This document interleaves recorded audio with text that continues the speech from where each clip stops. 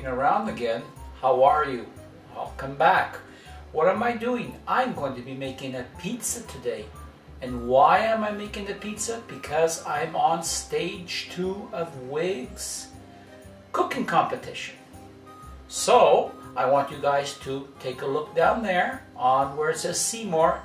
So what am I going to do? I'm going to make a delicious pizza. Very, very simple. And I'm going to do it by hand. I am not going to use a machine. I'm a little bit old-fashioned. I don't even have a microwave. Now, why do I have the beer here? Let me tell you something. This is one of the little secrets. I'm going to put a little bit of beer, and what that does, that makes the crust a little bit more airy, and I seem to like it better. So, I'm going to start right now with the pizza crust, and as for the pizza, I'm not going to tell you what kind I'm making. It's going to be a surprise for that competition. So, let's get going. Okay, I'm back. First thing I want you to do is take 1/3 cup of warm water, not hot, warm. And I want you to take 1 teaspoon of yeast. Put that in there. And I'm just going to mix that around a little bit like that. Now what I'm going to do is I'm going to let this sit and froth for about, say, 10 minutes. And I take that and put that on the side. Now I want you to take a handy dandy bowl like that, and I want you to take 2 cups of flour, and the kind of flour that I'm using here is a bread-based flour.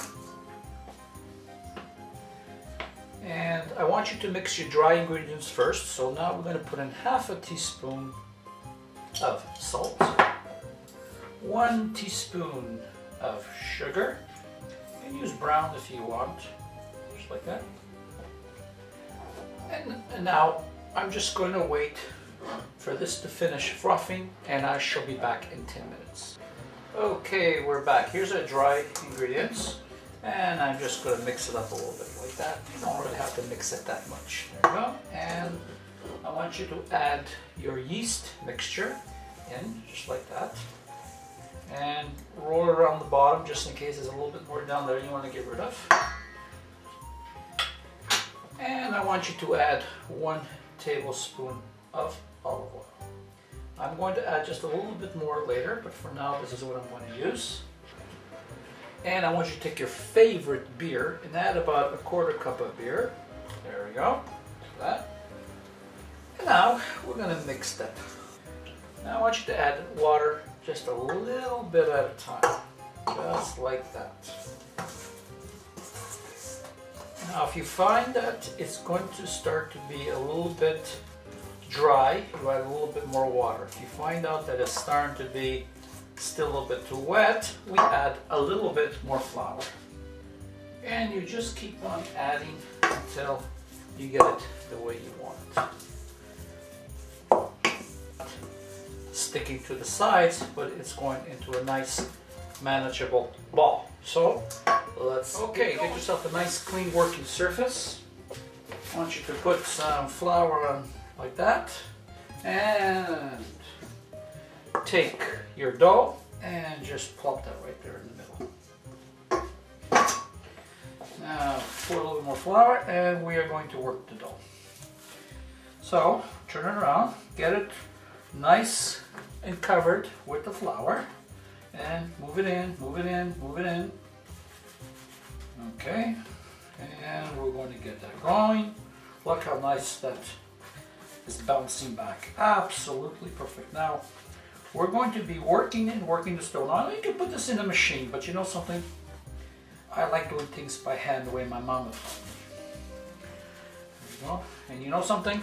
If you learn to do it, your mama will be proud. So what I want you to do is basically knead it, push it in, and we keep on kneading it, turn around, get the flour in. So we're going to start pulling, pushing, bringing the flour in, and I shall continue to do this for about, say, 10 minutes, and I shall be back. So I'm back and I've been kneading away for about 10 minutes. But you know something? I'm going to have very strong biceps with this. And you just keep on going like this, keep on kneading. And then what happens is, I want you to turn it into a ball like this. Into a ball. You don't have to, but you know, your mother would be proud if you did it this. Okay, and now what I want you to do is press down and see the way it pops back up. You see that? It's coming right back up there. Perfect. It's alive. It's alive. So, take your bowl back. Put a little more flour inside that bowl. Sprinkle it all around like that. And I want you to put it in the middle there. I want you to take a clean cloth and I want you to cover it. And I want this to sit for about 2 to 3 hours, depending on the warm area that you put it in, or you can leave it overnight. So now I'm going to have to really work hard and finish the rest of this open beer can. So I shall be back. Okay, we're back. And this thing has already poofed, and I just brought it down a little bit. And I want you to take this, it's a little bit smaller now because I basically poofed it. And I want you to get the flour all the way around it. And we are going to make the pizza. But what I'm going to do is I'm going to make 2. So I'm going to cut this here like this. And we're going to make 2. So we're going to do, we just roll it out first like this. Out like this. Very simple. This is a very, very simple recipe. And if you see if the flour is a little bit on the dark side, it's because I'm using a special mixture. But this is a 50-50 mixture because sometimes with whole wheat it tastes more like shoe leather. Now I'm making the pizza very, very rough with my hands, and I'm not rolling it because I want to show you the simplicity of making the pizza. And there is one. And the first thing I want you to do is grab some olive oil, and very gently I want you to kind of sprinkle all the way around. Like that, just like that. This. Don't worry about the counter being dirty, you can always clean it later. Just like that. And we're going to grab some mozzarella, and I just want you to spread it around like that. And don't worry about how you slice it, because what's going to happen is when it starts to melt, it will go absolutely everywhere. There we have it. Now this is going into a very, very hot oven for about anywhere between 10 to 12 minutes, but you have to keep an eye on it according to the settings, and I shall be back. Okay, here we go. Let's take a look at the pizza and see how it turned out. And, and there it is. Now, let's see. Oh yes, it's crisp. And it looks absolutely perfect. So now what we're going to do is we're going to let this cool down for a few minutes. Okay, we're back. The pizza's cooled down. Now what I want you to do is I want you to sprinkle some basil on there, just like that. Now the pizza has cooled down, but it's still hot, so I want you to be careful. And I want you to grab this delicious, delicious prosciutto. And I want you to place it all the way around. Just rip it up like that and just drop it anywhere like that. And go prosciutto like that.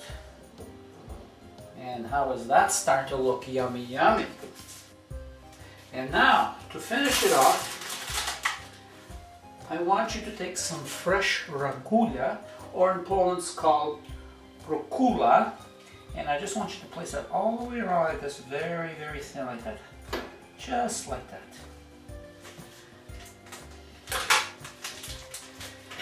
And now, it's still not finished. I want you to put on some Parmesan cheese, just like this. Now you can grate it. I'm using this already pre-grated. And I just add it like this.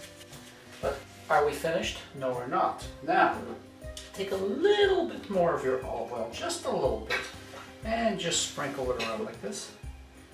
And there you have it, my pizza Arugula with prosciutto. It's absolutely beautiful, absolutely great. The bread is nice and crisp with this half and half, half white and half whole wheat bread. So all I want to say now is thank you very much for allowing me to present this to you. Thank you very much for allowing me to share this with you. And I hope you enjoy it, and I hope that I get into this contest with this, with wits. Thank you very much. Bye.